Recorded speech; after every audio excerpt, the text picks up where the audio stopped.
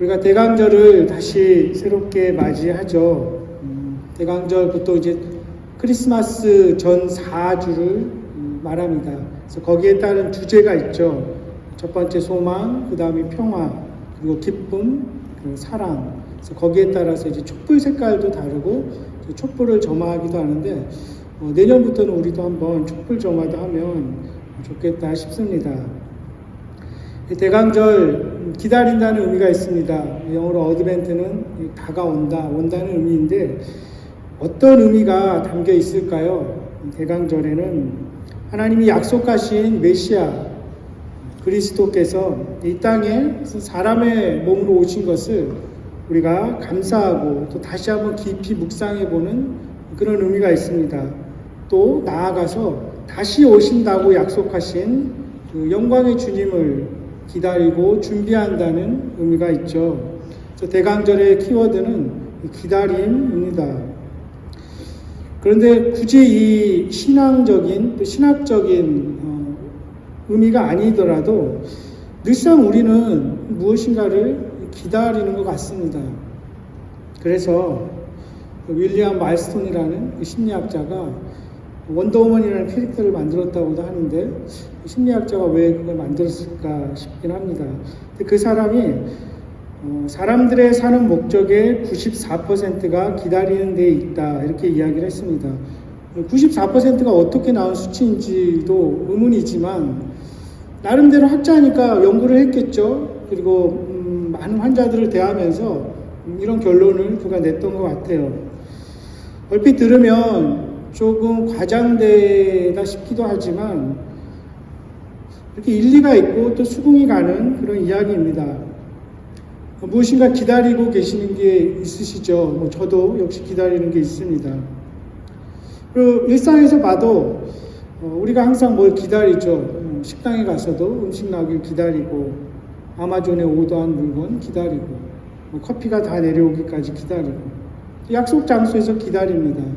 어디 가서 줄을 서서 기다리고 그런 사소한 일에서부터 큰 일에 이르기까지 원하는 직장이나 학교에 어플라이를 하고 결과를 초조하게 기다리기도 합니다. 또 영주권이 나오기를 기다리죠.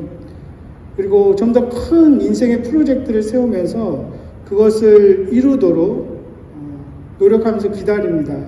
좀 더 나은 미래를 기다리는 것이죠. 그 기다림에는 설렘이 있습니다. 기대감이 있습니다. 어떤 기분 좋은 상상력을 증폭시키죠. 어렸을 때 소풍 가기 전날, 지금도 어디 여행 가기 전날 이럴 때는 기다려지죠. 그날이. 그래서 기분 좋은 어떤 그런 상상력이 발동이 됩니다. 또 반면에 기다림은 인내를 요구하기도 합니다. 참아내고 견뎌내야 하죠. 한편으로 불안하고 초조한 마음이 들기도 합니다. 수술을 잘 마칠 때까지 기다리기까지는 또 초조한 마음, 그런 불안한 마음이 들기도 합니다. 지금 전쟁 중인 국가에서는 누군가 속히 이 전쟁을 끝내주기를 기다립니다. 이 기다림이라는 것이 꼭 인간에게만 국한된 것은 아닌 것 같습니다. 저희 집 강아지를 봐도 그의 삶의 반은 그냥 기다림 같아요. 주인 오기만을 기다리고 밥 주기를 기다리고. 근데 하나님께서도 오래 참고 기다리신 것을 우린 성경을 통해 알게 됩니다. 슬라이드 같이 보겠습니다. 이전에 디모데 전서에서도 이 모든 사람이 진리를 아는 데 이르기까지 하나님이 오래 참고 기다리신다 이야기를 하는데 사도 바울이 한 이야기죠. 근데 이 사도 베드로도 이 이야기를 합니다. 우리 한 목소리로 읽겠습니다. 시작.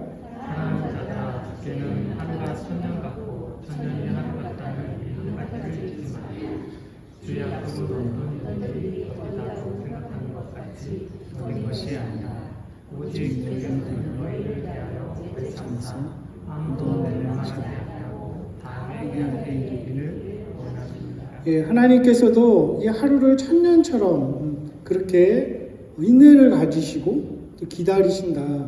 회개하고 돌아오기를 기다리신다는 것을 우리가 알게 됩니다. 그러게 보면 그 윌리엄 말스톤이라는 사람의 주장이 그냥 허무맹랑한 이야기는 아니겠구나 싶죠. 이 시편 기자도, 오늘 이 시편 130편을 쓴 기자도 간절히 기다리는 것이 있습니다. 무엇을 기다립니까? 주님께서 용서해 주시고 또 응답해 주시기를 기다립니다. 그리고 여호와께서 나타나시기를, 다른 표현으로 말씀을 바란다, 말씀해 주시기를 기다리는 것이죠. 그리고 이 시는 그 책에 보면 위에 제목이 이렇게 붙어 있죠. 뭐라고 되어 있습니까? 성전으로 또 올라가면서 드린 노래, 상상해 보는 거죠. 그 성전이 예루살렘에 있었죠. 먼 곳에서부터 이제 그 예루살렘으로 갑니다. 맨날 며칠 걸리겠죠. 가면서 이 노래를 부르는 것입니다. 하나님께서 우리를 받아주시고 용서해 주실 것이다. 확신을 가지고 이 노래를 부르면서 예루살렘으로, 성전으로 가는 것이죠. 그런데 이 시를 부르는 그 시인의 상황이 어떻습니까? 1절에 보니까 내가 깊은 곳에서 주께 부르짖었나이다 이야기합니다. 구약 성경에 특히 시편에서 깊은 곳, 계곡 이런 표현은 어떤 23편에도 나오는 음침한 골짜기 이런 것들은 어떤 인생의 깊은 수렁, 고난과 어려움 가운데 처해 있는 것을 이야기합니다. 사람들이 고난을 받고 성도들이 고통 가운데 있는 것, 이유를 설명하기 쉽지 않죠. 나름대로 분석할 수 있고 판단할 수 있고 설명할 수 있지만 빗나갈 때가 많습니다. 틀릴 때가 많습니다. 그런데 이 시에서는 우리가 알 수 있듯이 그 죄로 인한 것입니다. 자신의 죄든지 이스라엘 전체의 죄든지 그 죄로 인해서 깊은 수렁에 빠져 있습니다. 사실 불편한 진실이지만 적지 않은 경우에, 아니 많은 경우에 개인의 인생이든 집단이 처한 상황이든지 우리가 고난 가운데 있는 것은 죄로 인한 것일 경우가 참 많이 있습니다. 굳이 설명할 필요도 없이 우리의 삶을 돌아보아도 우리는 알 수 있고 또 세상에 지금 처해 있는 힘든 상황들, 인간의 죄악, 탐욕으로 인한 것임을 우리가 알게 됩니다. 거기서 스스로 헤어나올 수 없는 것이죠. 오직 하나님께서만 구원해 주심을 이 시인이 알고 있습니다. 그래서 2절에 주여 내 소리를 들으시며 나의 부르짖는 소리에 귀를 기울이소서. 하나님께서는 그가 어떤 죄를 지었든지 간에 상황이 어떻든지 간에 참 놀라운 것이 부르짖는 자의 그 기도를, 그 간구를 어쨌든 들으십니다. 창세기 21장에도 보면 이런 그 스토리가 나오죠. 이제 아브라함이 하가를 내쫓게 되죠. 이스마엘을 내쫓게 됩니다. 사라와 그 아들 이삭 그 사이에서 자꾸 갈등이 생기니까 좀 비정하기도 한데 내쫓습니다. 창세기 21장 16절에 이렇게 되어 있습니다.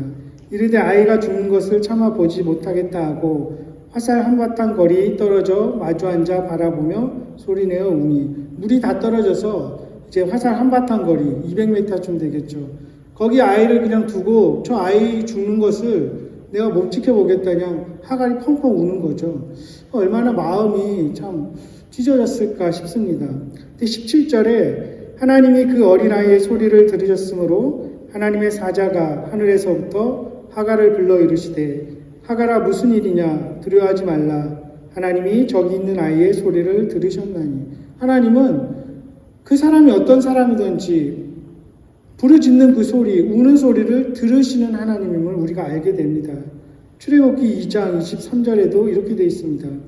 여러 해 후에 애굽 왕은 죽었고 이스라엘 자손은 고된 노동으로 말미암아 탄식하며 부르짖으니 그 고된 노동으로 말미암아 부르짖는 소리가 하나님께 상달된지라. 우리가 기도를 합니다.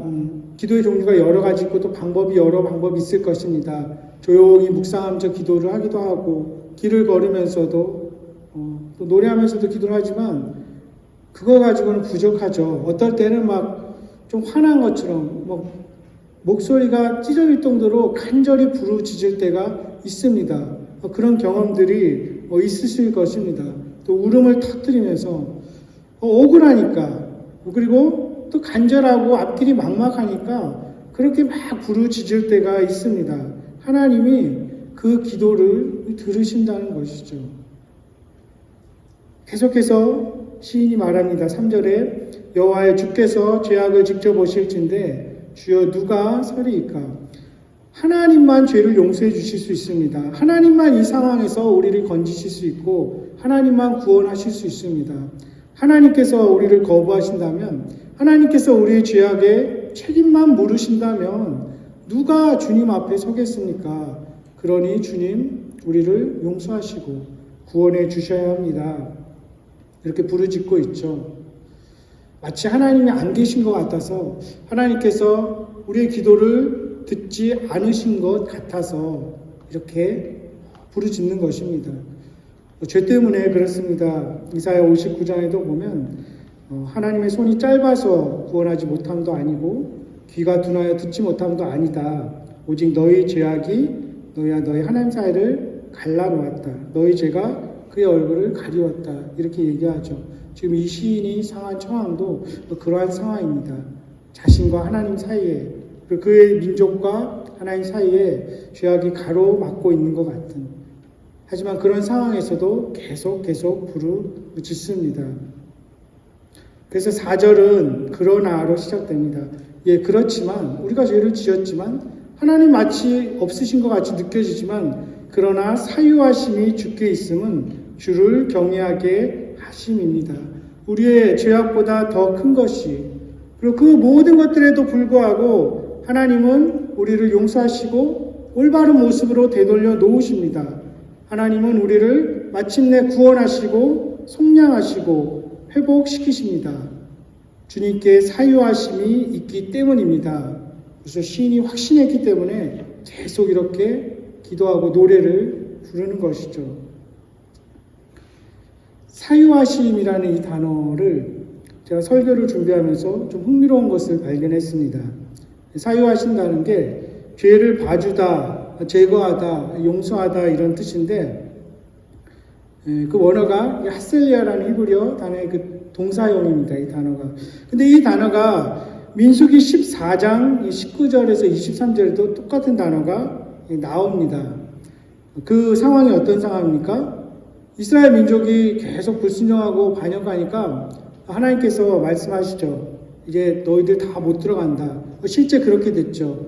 여호수아와 갈렙만 빼고 40년 광야 생활하면서 다 약속의 땅에 못 들어갔습니다. 근데 모세가 기도하죠. 용서해 주십시오. 그래도 하나님 백성 아닙니까? 용서해 주십시오. 그때 하나님이 하신 말씀이, 그래 그러면 내가 사유하겠다. 하지만 너희는 약속의 땅에 들어가지 못한다.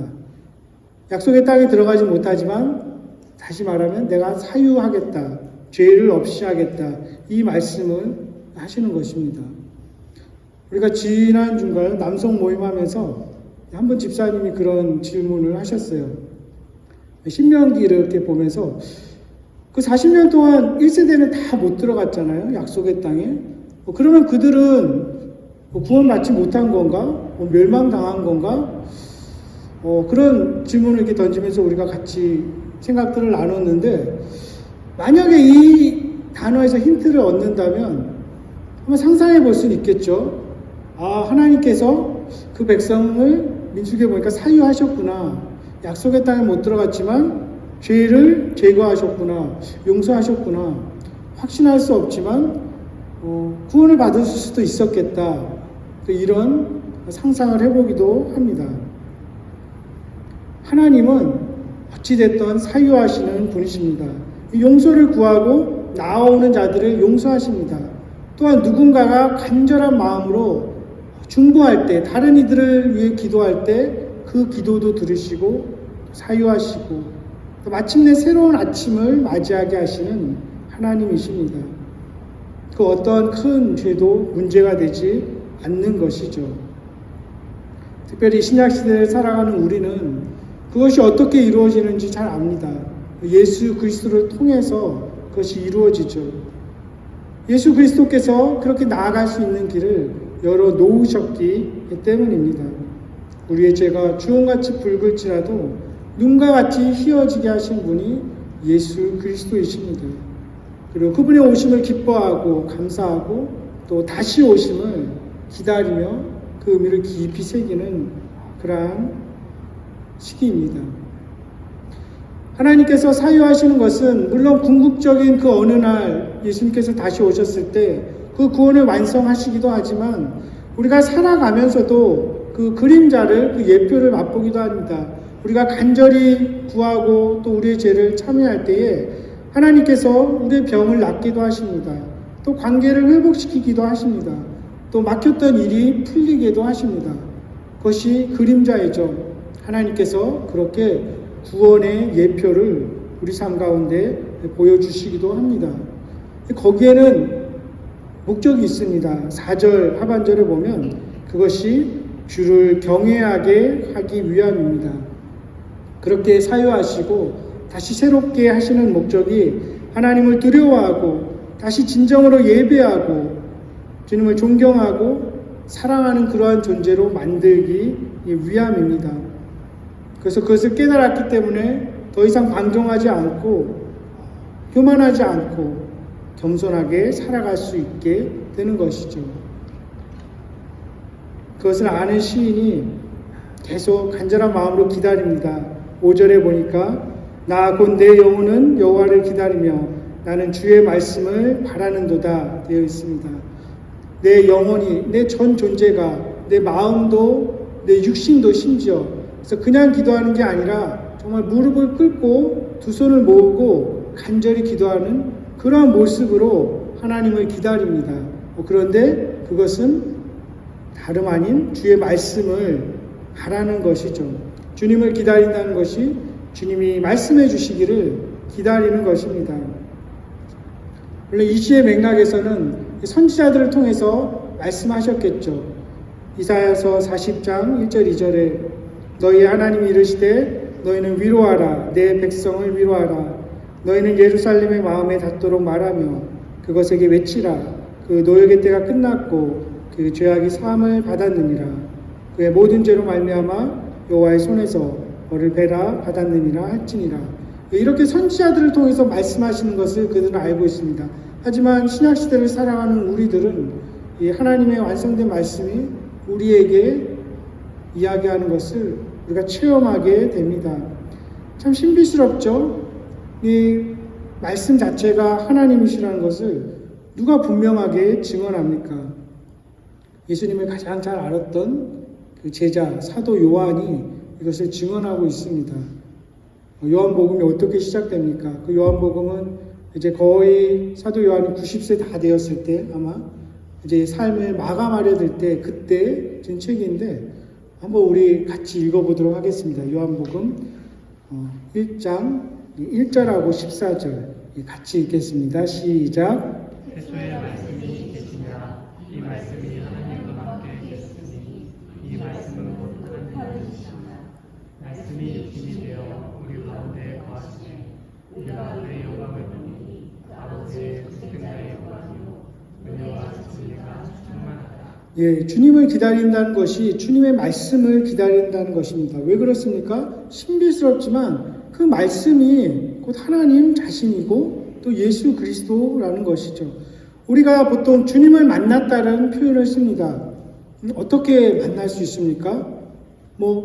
방법이 여러 가지가 있을 수 있고 또 개인마다 그런 체험들이 다를 수 있지만 우리가 분명한 것들은 말씀을 통해서 우리가 만납니다. 그 전에는 믿어지지 않던 말씀들이 다 믿어집니다. 그 전에는 그냥 흘러가던 그 말씀이 가슴에 와서 박힙니다. 그리고 삶을 변화시킵니다.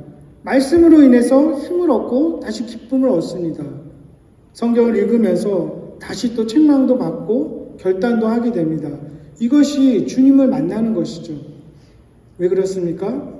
주님을 기다린다는 것은 말씀을 기다린다는 것이기 때문에 우리가 알 수 있습니다. 이 주님을 그렇게 간절히 기다리는, 주의 말씀을 간절히 기다리는 그 비유를 이 시인은 어디에 비유합니까? 유명한 말씀이죠.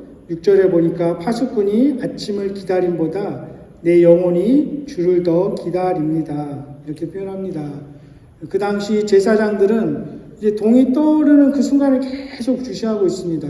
그러다 해가 이렇게 띵 하고 떠오르죠. 혹시 일출을 보신 분들은 알겠지만, 그러면 바로 제사를 시작하게 됩니다. 그렇기 위해서 계속 그것을 보고 있는 것이죠. 그 모습, 그것이 파수꾼이 아침을 기다리는 모습입니다. 굉장한 집중력을 가지고 기다리는 것이죠. 군대에서도 보초를 쓰면은, 경계 근무를 쓰면은 아침이 오기를 간절히 기다리지 않습니까? 물론 제대로 섰을 때 그렇겠죠. 예, 그 간절히 기다림을, 아무리 피곤하고 지루해도 결코 잠들 수 없고 결코 포기할 수 없는 그런 기다림, 하나님을 향한 그 기다림을 파수꾼이 아침을 기다리는 것에 비유하고 있습니다. 그래서 마지막에 이제 7절, 8절에는 그 하나님께서 사유해 주시고 또 말씀을 주시는 것이 개인적인 구원과 그 회복을 넘어서서 이스라엘 민족 전체를 향한 그 구속으로 이어지는 것을 알게 됩니다. 하나님의 응답하심이 참 놀랍습니다. 하나님이 우리에게 기도에 응답하시는 것은 우리가 간구하는 것보다 더 넘치게 채워주시죠. 우리가 이것을 간절히 기도했는데 하나님은 전혀 상상하지 못했던 다른 것들로도 채워주십니다. 간절히 기도하고 응답받은 사람이 알 수 있는 경험입니다. 이 시인도 그것을 알고 있었습니다. 이렇게 노래하고 간절히 구하고 바라는 것이 민족 전체의 회복으로 이어지는데 그것은 풍성한 속량입니다. 그 사유하심 임하실 때 얼마나 풍성한 은혜가 임할지를 그는 알기 때문에 그것을 바라면서 계속 기도하고 간구하고 노래하고 있는 것입니다. 그렇기에 그 기다림은 그 자체가 은혜인 것입니다. 그러니까 대강절을 맞이하면서 우리도 다시 주님을 바라보십시다. 그 말씀을 기다리십시다. 또 새해가 되면은 이전에보다 더 많이 하나님의 말씀을 통해서 더욱 친밀하게, 더 풍성하게 하나님을 만나실 수 있기를 간절히 소망합니다. 그리고 마침내 이루어질 그 구원의 완성, 그 완전한 속량뿐만 아니라 우리의 일상 가운데서도 그렇게 하나님께서 우리의 관계를, 또 우리의 육신을, 우리의 상황을 회복시켜 주시는 그 은혜와 체험이 우리 모두에게 있기를 주님의 이름으로 간절히 축원합니다. 우리 이 시간 함께 기도하겠습니다.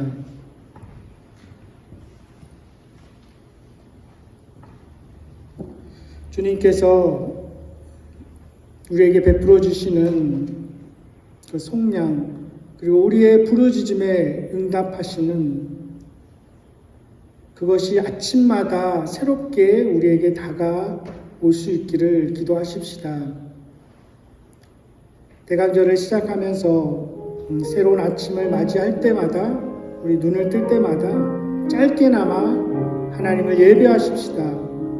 새날을 주신 주님께, 우리를 구원하신 주님께 감사와 경배를 드리십시다. 그래 주님의 풍성한 사유하심과 은혜를 누릴 수 있기를 이 시간 함께 기도하겠습니다.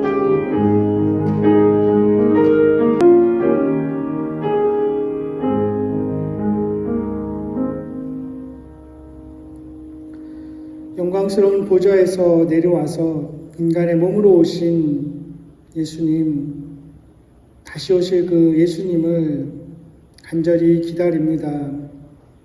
모든 피조물도 하나님의 아들들이 나타남을 고대한다고 사도 바울은 말합니다. 완전한 관계 회복, 하나님과의 관계, 사람 사이의 관계, 피조물들과의 관계가 회복될 그날을 우리가 기다립니다. 가난하고 낮은 자리에서 우리 일상의 현장에서 신실하게 살아가면서 그날을 기다립니다. 찬송하며 또 부르짖으며 우리가 기다립니다. 그날까지, 주님 오시는 그날까지 우리가 믿음으로 살아가게 하여 주시옵소서.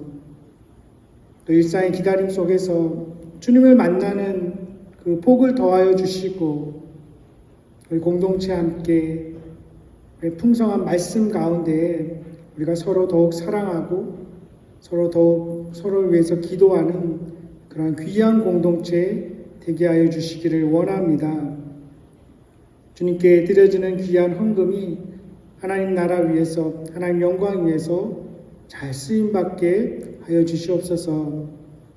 주님, 우리의 삶의 갈망을 더욱 해소하여 주시옵소서. 이 대강절을 지나면서 삶을 짓누르는 짐이 있다면 주님 벗겨 주시옵소서. 파수꾼이 아침을 기다리듯이 우리도 주님과 함께하는 다시 새로운 아침을 기다립니다. 어제보다 더욱 주님 닮아가는 새로운 아침 늘 맞이하며 그렇게 하루하루 주님 오심을 기다립니다. 그 주님을 경외함이 우리의 삶의 자리자리마다 우리 일상의 순간순간마다 머물게 하시기를 갈망하며 말씀이 육신이 되어 우리 가운데 거하시는 예수 그리스도의 이름으로 감사하며 기도합니다.